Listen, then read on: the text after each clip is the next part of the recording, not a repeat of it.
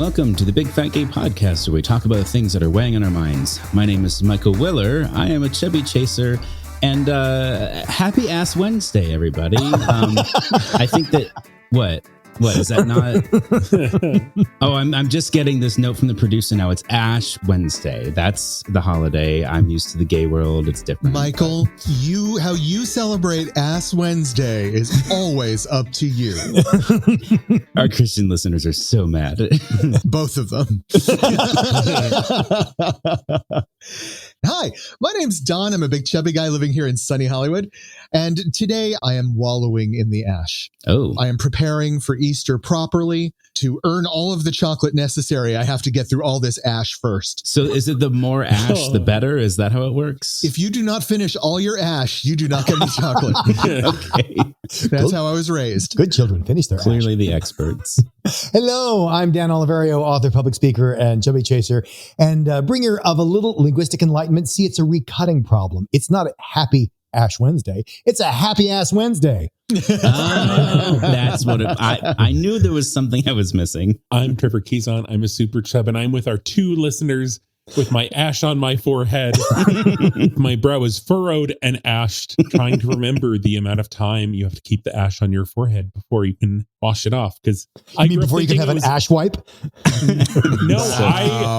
Oh boy, we're all going to hell anyway. I have trauma because one year I washed it off in like second grade or something, and someone's like, "That's a sin, Trevor." But you're not supposed to wash your face on Ash Wednesday? Well, I hear a mailbag coming up on that topic. I thought cleanliness was next to godliness. I'm very confused. Okay. So anyway, let's jump into the episode first with our special thanks to our patrons supporting us on Patreon. You guys keep the show going. It helps us pay our wonderful editor and do some other fun things. We would also like to thank our affiliates, Big Fig Mattresses and Bearskin. Bearskin, you can get all kinds of sexy, delightful underwear, even shorts, possibly swimsuits. Is that a thing? Mm-hmm. We're going into the summertime. Bigger Vegas is coming up, and you can use the code BigFatGayPod to save 15% off of your purchases. We've seen those come in. Thank you guys very much for using that code. You can also use the affiliate link on our website if you're looking to purchase a mattress.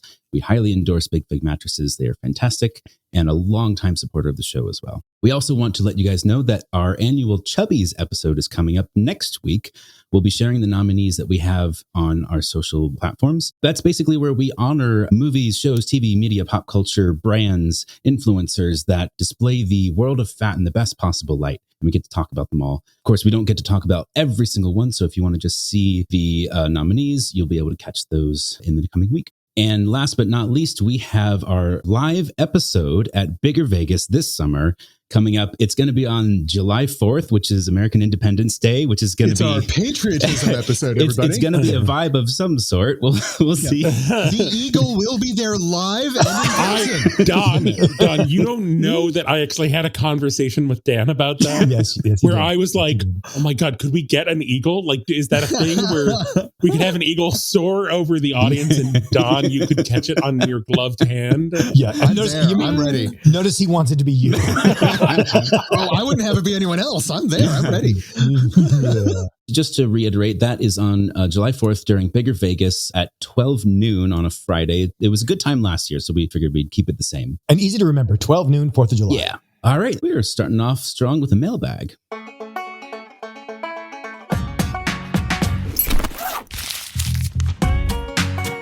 So we have a listener writing in here. Longtime listener here. Love your podcast. I was listening to episode 210 and thought about a time I had lost 60 pounds over the span of 3 to 4 months. Wow. I had some weird stomach issue where I was nauseous 24/7. Ugh. I would take one bite of anything and immediately be full to the point of throwing up if I had another bite. My doctor's advice was to nurse a Gatorade over the course of a day, Jesus. which didn't help. Of course not. After seeing my doctor a few times about this, oh, what a dick doctor, and Jesus getting nowhere, Christ. I just stopped going. But I bet you that doctor didn't even call him back. Nope. I even confided in my mother about this, and she was generally unconcerned, but celebrated the drastic weight loss. Holy shit. The whole thing came to an end one night when I threw up a massive ball of mucus. After that, my stomach nausea went away. I wish I knew how to convey my doctor that this was a concerning issue to me. All I knew was that I was nauseous 24/7 and couldn't eat anything. no one took this issue seriously, and I still do not know exactly what happened.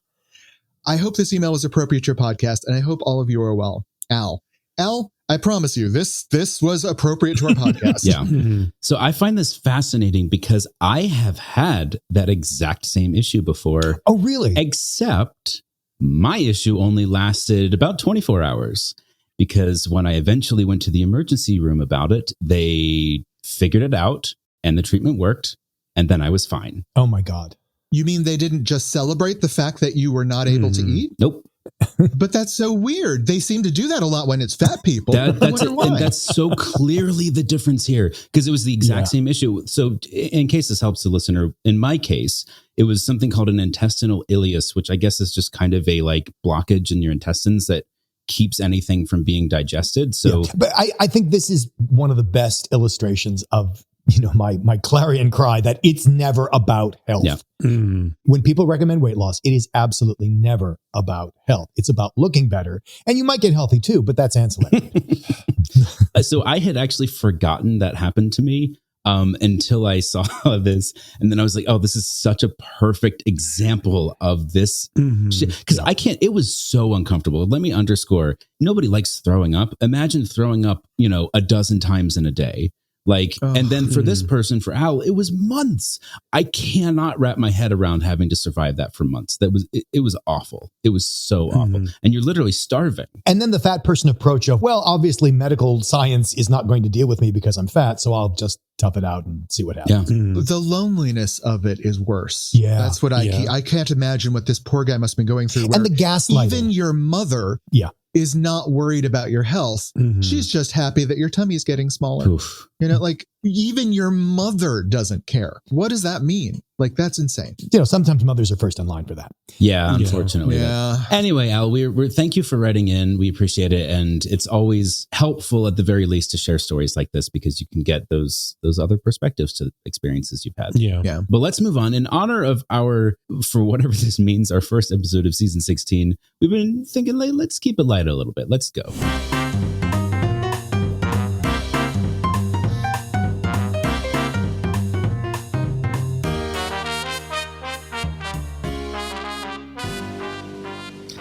So I am excited to talk about this. It's sort of an odd article. It is. In outsports.com.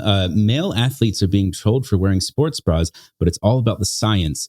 When Alexander took off his NBA jersey a couple months ago, it revealed he was wearing a sports bra, or did it? So I find this fascinating. So what it looks like is essentially a tank top, and sometimes they kind of cut off at the midriff. In his case, it kind of just looks like a tank top. And people saw this, I guess Americans specifically saw this, and were like freaking out because it kind of looks like what a woman would wear as a sports bra. I have seen these all the time because international athletes wear them. They are devices that are held on by an undergarment that track things like the distance run, your heart rate, your blood pressure.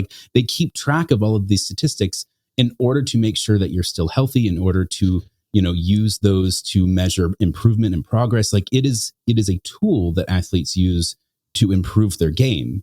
But everyone just saw the look of the garment and assumed he's a woman now, or he must be gay. Emergency. What are you guys on? It's the forefront of their minds right now. Look, another trans person we can bully. Which he's not. The first thing I thought when I saw it was, isn't this just the top that all hot jock guys wore in the 80s? In every 80s slasher film, there's a hot jock guy wearing this bare midriff. No, I think we're confusing the two things. That's just a crop top. Yeah, there's a crop top. That's not what this is. This is spandex. It's form-fitting, and it would look like a sports bra if you didn't know what this was, because it does fit only the top half over the pectoral muscles. Underneath your jersey. Usually, but in this particular case, I think the man wasn't wearing a jersey. Right. Well, he took it off at the end of the game. That's how people saw it. It's called a catapult sports vest. I mean, it's a tool that's been around for decades, literal decades. Exactly. And I guess it's just maybe newer in the American sports space, because I've seen this on soccer fields after games left and right. Lionel Messi wears one every game. He takes his shirt off at the end and you'll see it. So I have to say I was disappointed by this because I thought it was going to be actually about male sports bras. Because actually about, as an ample titty big-tittied gentleman. There's been times where I have been doing stuff either with my trainer or in Pilates where like it is a movement that they want me to do. And like, it just doesn't, between like my, my fat arms and my big titties, it is just, I can't do the move as properly. And like, I have, kind of spandexy shirts. I mean, I've had a couple of boyfriends who swore by, in their case, shapewear, basically what you'd consider a Lycra / spandex undershirt. As one of my exes said, like, he just liked everything being held in place, everything, like nothing jiggled. It was all, he felt comfortable. I think it was also, a lot of people like them because they work like thunder vests and they just make you feel more safe and secure. Oh, that's interesting. Yeah, I can see that. Okay, slight tangent. Maybe this is cutting room floor. When I was taking martial arts a long time ago, I was a much bigger guy. And I'm thinking like support garments might have been really useful there because I was learning some ground fighting. And there are moments where I'm like, well, I could either hold you down with my arm or this fold or this leg or just like half my tit over this is going to keep you still on the my ground. heart. It was like there were points like some support garments might have made things a little more fair. No, for some of these guys, absolutely not. No, you need to do that. Don, how dare you? What better way to disarm someone than to smother them with your move? Where's that martial art being taught? Well, in honor of fashion and fashion choices, Eagle, take us away. Fat Watch 2025. Hey. Ooh, that sounded really crisp today. Going into the world of high fashion, we have an article in BBC headlined, "What's it like to be a plus-size model at London Fashion Week?" That's such a British headline. By Janelle Awamoyi, Jamil Sharif, and Jared Evans. And this article is about a plus-size model named James Corbin, who had basically a big break at London Fashion Week. And it's fascinating because his story sort of starts as a zero to hero story. Like he didn't even consider himself to really be a model at the point that he was reached out to by a photographer many years ago. Yeah, many years ago to model for Vogue Italia. It's an interesting thing because you can kind of see like how he sees himself then versus now, and like the idea of body positivity, which was much bigger at the time. And now it feels like it's maybe fading or just not in fashion anymore. And you don't see as many plus size models anymore. I found it interesting that the editor of British Vogue is quoted in the article as saying like, the plus size body positivity thing, it's sort of waning now. Now we can get back to, to the real models. The editorial director of British Vogue said that they're concerned about the body positivity movement falling out of fashion. Whether or not that's true, that was the sentiment was relayed as maybe this is a bad thing. But it's cool to see somebody sort of strutting his stuff. They have a great picture at the top of the article with him just like arms outstretched with these long, like flowing kind of garments draped all over him, but with some very sexy, like chest and midriff on display. Like he's just got aura for days. There's no fitness tracker in this photo spread. No, big, beautiful man. And I also love what he has to say about how in a runway show, there should just be all sorts of different bodies. But again, what I know from a lot of my fashion designer friends is the fashion end of the animal is never about fitting a body. It's about wearing clothes, and you find someone who fits the clothes you've designed.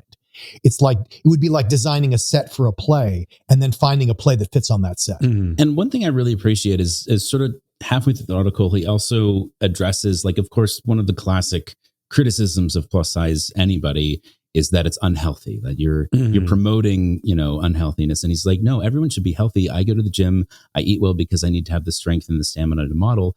I just don't believe I should have to change my body to fit a society's standard, which I think is a distinction that most people are not willing to make. Well, it goes back to the mailbag we just answered, where health and weight loss are conflated. Yeah. And that if you're losing weight, it must be healthy. I wish there was an easy way to push back on that. When someone is saying that sort of thing, they're basically saying, I wish you would go away until you were skinny. I wish there was a way to call out them saying that, because they never phrase it that way.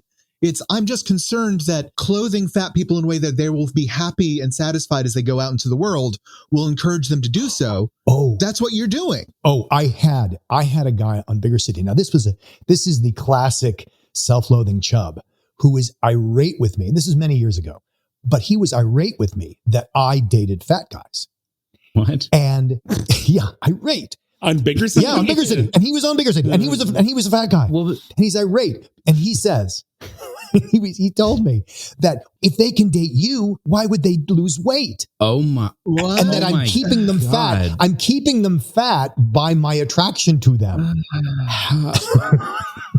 I am just kind of having a little like tizzy head. Yeah, exactly. Over here, just So like was he chub for chub? Like, why was he No, of on course not. there? No, because for him, it was the instrument of last resort. Yeah. And it's the classic thing of, I would never want to be in a club that would have me as a member. Which is supposed to be a joke. I talked to a guy at a Bigger Vegas a couple of years ago who I was talking to him like, oh, are you going to go to Convergence next year? He's like, well, if I don't lose the weight, I guess. Oh. Yep. Oh. I wonder okay. if an attack on a chaser being attracted to fat people is coming from the same place as an attack on a attractive clothing producer making clothing for fat people, of just like fat people shouldn't have nice things because they should be punished for being fat. Exactly. They need to be persecuted until they're thin. Like, is that where it comes from? Or Yes, absolutely. And I think what we don't hear enough about is that is entrenched in the minds of a lot of fat people. Yeah. brutal. People in general, very much including fat people. And I think that's interesting. So in the article, James comments on the swing of the pendulum of we're seeing less bodies at Fashion Week. And he's seeing that now in stores where there's stores where he used to be able to get clothes in his size, but because it's fallen out of fashion, like he can't go to the same store. He has to get everything online now. Yeah. I also appreciate, as we wrap this up, is we slash Dan slam the UK for having a lot of exaggerated fat phobia, but this is being reported in the BBC, and it feels like I didn't feel slimed at any point reading this. Like, it actually felt like a good representation of the story and of the ancillary points being made. That's a good point. I'm glad you acknowledged that. Yeah. And I think the writers of the article do a really good job of that. And the only way you would know it's British is from the headline, which is like, ooh, what's it like to be a freak? Let's find out. I don't think it's quite that. I hate the headline. What's it like to be a plus-size model at London Fashion Week? Can you imagine? It has that pearl clutch. Ooh, what about them? I don't know. I don't think it's... I'm used to reading articles about what is it like to be the other at this. So to me, that's the way those titles are always phrased. So Yeah. what's it like to be the female reporter at the Super Bowl? Yeah. Okay. That sort of thing. Okay. I suppose I could see it that way, but it didn't hit me like that. I think particularly including the editorial director of British Vogue in that context. There is a lot of insane British fat phobia, and I do not think that headline is There are better examples, Drew. Anyway, That said, moving on to our main subject. We were talking about a lot of different things. I think we have some more serious main subjects kind of waiting to be done, and right now none of us are really feeling it. Yeah. So it's like, what else can we do? I think we maybe felt a little bit of loss not having gotten to talk about sexy times during our Valentine's episode, which is normally what we do. So what if we brought that back for the first episode of season 16? What if we talked about one night stands? dun, dun, dun. Bum, bum, bum. Wow, wow, wow. Yeah. And the various approaches to one night stands and what one night stand even means, because I think it means different things to different people. So on the one hand, I think one night stands get a bad rap. And on the other hand, I think that the reason they get a bad rap is because they're kind of non-consensual in many cases. If you want a one night stand and you get with another guy who wants a one night stand, that's fine. Like, that's not traumatic. What usually ends up happening, though, is that one guy wants a one night stand. You can't admit to that, or he's embarrassed to admit to that, or he just knows it's not as effective. And so it gets a little cloudy. And then the other guy wants a relationship. And all of a sudden, one guy feels used and one guy got his rocks off. And then I think that's where it falls into this trap. It's really, as usual, all around the area of clear communication and consent. Yeah. So I just kind of want to frame it that way. Yeah. And I think that just really opens it up to the idea of, there's a full spectrum of what people might want out of any kind of connection with somebody else in a dating or hookup context. And like, it could range from, I don't want to know any of your opinions. I just want to hook up with you tonight and that's it and never see you again, to let's be friends with benefits. I'm not looking for a relationship. I might be in one and we're open. I might not be in one and just don't want one. And it just keeps going from there. And there's the husband hunting. Yeah. Let me ask a question just so we can talk in like I and me statements. So like, what does a one night stand look like to you ideally? I'm not saying this is what I do all the time, but like for me, I don't want to generally meet someone at their front door, get naked and have sex. That's not the way I'm built. Yeah. For me, a one night stand will generally consist of like, let's get together, chat for a bit, hang out. I usually do a meal, but I'm fine with like coffee or something to communicate and connect. And then at that point, I'm deciding whether or not do I want to pursue something with you or not. And I'll be honest, if the answer is not, then I'm debating, do I want to go home or do I want to have a physical interaction with you once before we go our separate ways? That is the way my brain works. Mm-hmm. Yeah. And I actually, Don, I'm 100% the same way. I used to do one night stands, not intentionally, but it's sort of like I didn't know how to not have a one night stand sometimes. And I do remember a guy would come over and it was like, oh, I guess that's what we're here for. Or I'd go over there and like, oh, I guess that's what we're here for. And it kind of worked for me because I'm very good at generating intimacy very quickly, like an emotional intimacy very, very quickly. But I learned that most people are not. And so if we met at one of our places, it was going to go a particular way that it wouldn't go if we met at a restaurant. And I gradually turned that into a filtering exercise where if a guy wouldn't meet me in a public space first, I didn't want to pursue that. Yeah. Because you're not built for the meet at the front door, get naked. And other people, like, that's all they want. And I think that's great. Let me make a quick tangent. So this is going to be a slight off turn from our main topic, but I feel like in the gay world, we see one night stands as almost a mandatory part of gayness, right? Mm-hmm. And I want to make it really, really clear to our younger gays out there. One night stands are not a mandatory thing. Yeah. This is not something you must engage in to be gay. And I would say while one night stands can be very healthy for people if you're built that way and you're in the right headspace for it, like Dan said earlier, if you're miscommunicating or you're looking for a long-term relationship and you think you might be able to trick someone in it with a one night stand, oh boy, you are signing up for tragedy. So be forewarned.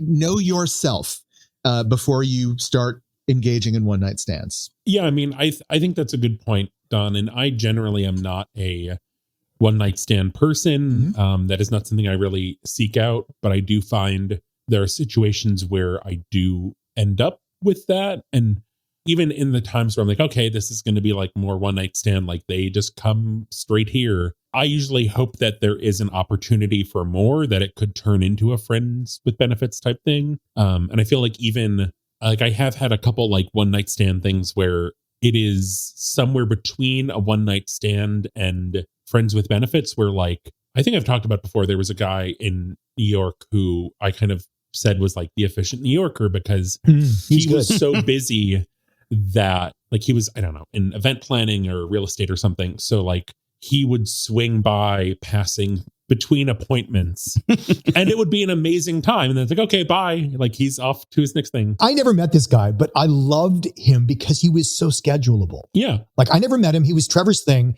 And I loved it. Like Trevor would be like, oh, I have a date with the efficient New Yorker from 1:45 to 2:37. You know?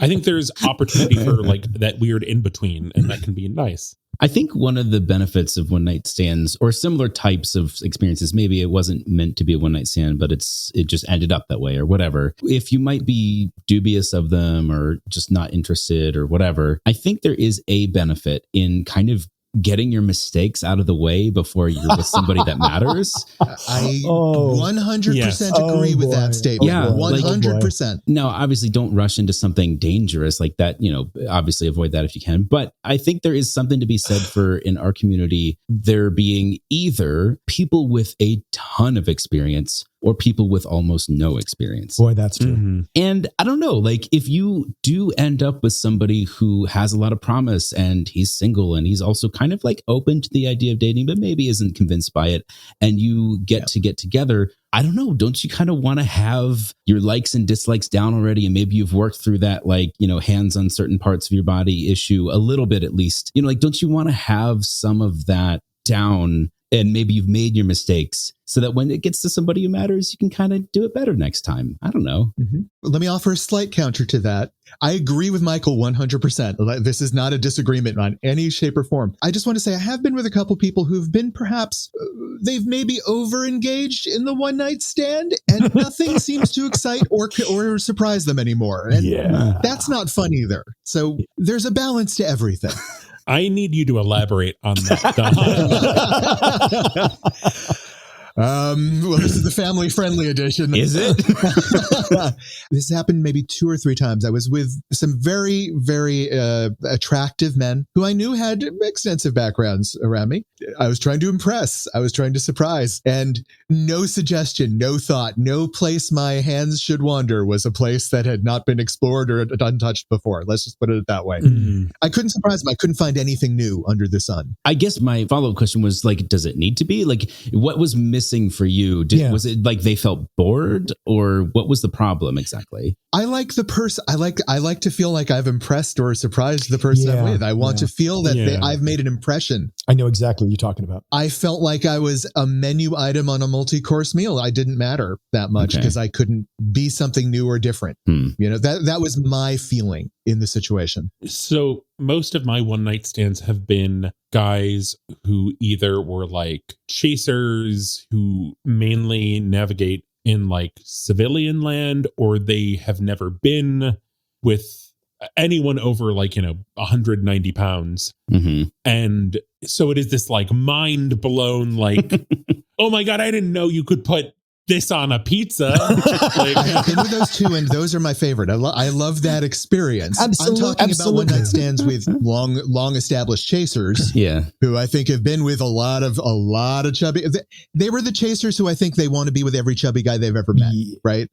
And like, it was just, those two encounters were just unpleasant for me. I just, no, don't want to go back. I would submit that it's not that they're jaded. It's actually a different problem of self-expression. I've encountered that on the chub side, and it isn't related to the amount of experience. It's related to the amount of self-expression, how much they let out of the bag. And you can kind of get a sense from that when you're in conversation with people, like how they are with praise, how they are with criticism. Is it only criticism? Are they effusive when they talk about something? Do they not talk about something? Because sometimes people aren't verbal. They just express themselves in other ways. But I think in many cases, when you're in bed with someone, I mean, I remember this one guy, he just charming to have dinner with. We got in bed and I thought I was with a corpse. Oh boy. I mean, seriously, he just lay there with his eyes closed and, I guess the rest was my job. I mean, talk about no reciprocation. There was no life on the other end of that cord. Oh boy. And I was just like, what the fuck is this? And it was just like, because he had some fantasies about domination and therefore he was supposed to be this or whatever. He had a lot of preconceptions about how this was going to go. And also physically very unexpressed. I am going to advocate for something that is not discussed very often on the discussions of one night stands, which is the 2-night stand. What does that mean? I have actually had far more 2-night stands with guys where I thought it was going to be a one night stand. And then maybe a couple weeks later, they're like, hey, I can't stop thinking about you. I'd really like to get together again. Right. That sort of thing. And when that happens, Dan, I've been with those guys that go from corpse to alive in the second sitting because the fear is gone. Exactly. Or muted, at least muted the second time. And they come to life. Yep. Right. So I actually have given some guys a second chance. And after I'd done that enough times, I realized I should do this a lot because what I saw to encourage me to go through with that one night stand often blossoms to something much more wonderful and exciting and enthusiastic in the second night. And then you can go your separate ways. And both of you have had a wonderful, positive encounter. I find I've had that second night. I've had it in one case. That second night was 10 years later. Oh, wow. I've had that too. Because I followed up with the guys like, oh, you want to get together again? He says, no, I'm actually not sexually attracted to you. I'm like, oh, okay. Didn't seem that way in bed, but okay. 10 years later, he contacts me 10 years later. He's like, yeah, I just couldn't handle what you were offering then. And now I can. I have to say, I have noticed that with people, because I don't think I have maybe one true one night stand which was I've talked about before. It was basically just like, oh, what you looked like online is not how you look in person. Yep, And that's one of mine. and so it just wasn't a good experience because I was not attracted to him, and I should have not let it get as far as it did. And that was just my inability to say no, 15 years ago. Yeah. But I have found that 2-night stands, or like people I've been with the second time, it is almost always even hotter than the first time. Like there's something that kind of gets sussed out in the first time, where even if it was really hot or fun, that like the second time there is a familiarity that's not overly familiar. There's still an excitement of discovery, but you also have a bit of a rapport already. You've already kind of negotiated some things. And that second time is always like really hot. And that's what I'm referring to as intimacy. Yeah. Let me make a clear differentiation between the second night stand and a second date. Oh. I generally feel on the second night stand, both people are usually completely on board that this is a second night stand. Like I've never been on a second night stand where I think one of us left thinking it was a second date, which avoids the problem that Dan was talking about with the make sure you're both on the same page. I've had multiple chubs have exactly that problem. Like we went on a second date and then I never heard from him. Oh, wow. And it's like, because it wasn't a second date, honey. I've been very lucky. I've never encountered that problem. And it's always felt like both of us knew we're almost shaking hands goodbye right now. Like, or we might just be socially friends after this, but like we're not going farther after this, and we know it, and it's wonderful. I hear it as one of the chief traumas that chubs experience while dating is I thought he was into me. We had multiple dates and then he vanished. Well, in that case, guys, you got to make everything clear, because my experience has been wonderful. But if I was walking into something and thought it was a second date and it was a second night stand, I think I could see where that would be very painful. Exactly. But I think people are bad at communication. Yes. And I think there's a lot of guys that would be like, I was perfectly clear. And that's why I said, like, I had a good time tonight, as opposed to, let's do this again. Like that was my way of saying, this is not going to happen again. Yeah. Let's do this again was my way of saying we're never doing this again. How come you didn't get that? As people who have all lived in LA for a substantial amount of time, we should know that by now. We should understand the LA no is actually just saying yes, but not meaning it. I have a lot of things in LA of like, especially I think post, lockdown of like, we should hang out. But like, I actually mean that as like, we should make plans to hang out, not the LA we should hang out. Like we actually should make plans to do something. And like, I am serious about this. Okay. And here's my tip for how to make that more concrete, because I can imagine a listener out there going like, well, how do I make it clear that I do want to say, and how do I not, blah, blah, blah. And here's the thing. I find that if there is follow-up communication, for example, if you want it to happen again, you want to make what you just had, you want it to be a first date, not a one-night stand. I find that what makes that clearer, even if you said, oh, we should do this again, or even if he said, oh, we should do this again, a follow-up the next day via text, like, hey, I had a great time with you. Some sort of communication when all the horniness has died down in the middle maybe of a work day. And you just have a follow-up like, hey, it was really great to see you. I would love to do that again.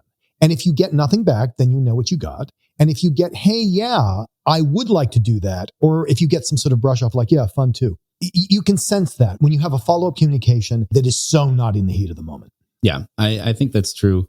I also think that, as we said earlier, people are bad communicators by and large. And sometimes you're just going to be confused, and it's okay. It happens. It sucks, but that's human nature. And the number one reason people are bad communicators is they don't know what to communicate. They don't know what they want. Yeah, absolutely. I think knowing what you want is oftentimes, or just like believing you know what you want, but that not even actually being true. It's like there's so many layers to it. It's based on a theoretical construct. Yeah.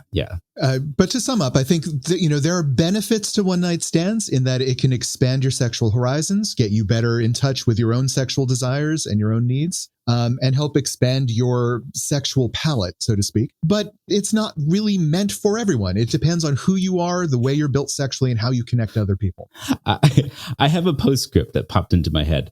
I think the hottest one-night stand type encounters that I have had with guys were, I think, maybe across the board, things that happened very last minute. Yes. That were like, it's like midnight and I can't sleep. And like, what are we going to do about this? And then like, if somebody else is like on that same page, go for it. Like it is like that vibe is. Yeah. That's the consent. That's we're on the same page. THC or good blowies? Which one is better for your sleep patterns? Anyway, that's my tip for one night stand. Do we have a tip for the day? I think Michael's tip is the best tip. No, wait a second. Well, we do have a bit for the day. Well, thank Christ. Since we were doing one night stands, originally I was going to try and do the history on nightstands. Oh, God. Oh my God. Oh God. I could only find one question. I could only find one that question. is a one night stand. That is a one night stand. It's literally, but it doesn't last long enough. You know? So I have come up with a series of 4 questions that are designed around, if you were to have a one night stand, which of these 2 people would you prefer to have the one night stand with? Oh, okay. But Okay. I kind of lied. It's more about which of these people would you have a relationship with, because you can't think in one night stands. I can't think of one night stands. It's like, it's just going to be like, do you prefer blonde or brunette? Yeah. It doesn't mean anything. So Yeah. I find this question horrible, so I'm not asking this question, but they're based off of this original brain puzzle that used to be asked of men. Oh, dear. Would you rather have a wife that is beautiful during the day, Oh, God. so that everyone else could admire the beauty of your wife, Oh, God. or a wife that is only beautiful at night, so that you could enjoy her beauty yourself? I mean, that's kind of like Shrek. Yeah, it's sort of like that. But here are the different questions we've come up with that sort of premise. Which of these would you prefer? A great philanthropist who never has time for you, but you'll meet amazing people through them. Ooh. Or a misanthrope who hates everyone, but runs an animal shelter full of adorable animals that you get to spend all the time cuddling with that you want. Oh, that's Philanthropist. Misanthrope with animal shelter. Final answer. Oh, I really? was philanthropist. Easy. Philanthropist, final answer. It's easy. All right. Easy. That is so easy a question. But No. look how easy a question is, and it caused a split. That's my goal. Yeah. Yeah. My goal is to cause a split in each of these questions. No, I'm amazed how easy that was for me. Second question. Would you prefer an amazing chef who will only cook for large parties and extravagant galas and get-togethers and that sort of thing, but never just for you? Or an amazing chef who will refuse to cook for anyone except for you? The second one. I want to be cooked for. I don't have a strong preference. I think I'm going to go for the first one because my favorite thing is like leftover hors d'oeuvres and stuff. Oh, yeah. So I imagine just like those big sheet metal, I don't know, party pans in the freezer and full of like sliders and meatballs and yeah. See, if you team this up with the previous question, the philanthropist, and then all those leftover hors d'oeuvres, this is going really well. Any other answers on those? I'm with Trevor again. I think this is why we're married. Michael wants the single servings. Personal chef. Yeah. There we go. All right. Which would you prefer? A brilliant mind that knows everything but will talk forever and try and share all of that information with you. Oh, Dan. I feel attacked. Or a brilliant mind that never tells you anything unless you ask. I mean, the first one, that's why. Because he's married to it. Yeah. Yeah. I mean, Trevor's already made that choice. I think the second one also for me. I think that's a little more true to life. That's where I've ended up. But also, I think the first one, while I do love having those kinds of conversations, what you've described sounds like it wouldn't be a conversation. No. It would be a monologue that you listen to. And that's exhausting to me. That's fair. Dan, you didn't answer. Oh. I think because you just like, I'm the first one, so I don't answer. I'm the first one. I'm exempt. Yeah. I'm that guy. I think the second guy would be exhausting. If I have to keep asking questions, I'm going to feel like half of an interview show. All right. Our final question of the day. Would you prefer an enthusiastic, passionate, but somewhat sloppy lover that is all about your pleasure, but he's not necessarily great at it? He's really into it, but he's not the bestest of lovers. Been there. Or a competent sexual dynamo that will only have performative sex with you for his OnlyFans account. But is he good? Is he good? He's amazing. He is the best sexual performance artist you will ever engage with. But do I get to touch him, or is our love, or am I just enjoying him on video? Sex with him, but he's not going to have sex with you unless people are watching and he's turning a profit. Oh, okay. So basically, anytime we have sex, it must be filmed. Yep. It's for other people to watch. I mean, I feel like this is the first guy from the first question. And that's how he does his philanthropy, is like this very successful OnlyFans. Yeah. I'd be more interested in the exhibitionist. Okay. I think technically that's more interesting to me, but really I'm just like, no thanks to both. I mean, I guess the second one, because I imagine it's the same guy from my other choices. Like we're going to film and then I'm going to go have a party tray of meatballs. All right, dear listeners, if you have a extremely performative OnlyFans account, where should we see your content? Trevor, where could they tell us? Well, we're on Blue Sky and Instagram as @BigFatGayPod. We're on Facebook as the Big Fat Gay Podcast. Leave us 5 stars or a review there or your preferred podcast platform. Support us on Patreon at patreon.com/BigFatGayPod. See the articles we talk about at www.bigfatgaypod. Everyone knows it already by now. Context clues, baby. Well, maybe you're a tray of party meatballs. Thought you were safe because you didn't get eaten at the gala, but you see the darkness is no longer dark. Light is Where are we? Well, because the refrigerator's opening. Yeah. And I'm ready for you, meatball baby. So, oh boy, watch out. Oh, watch the fuck out.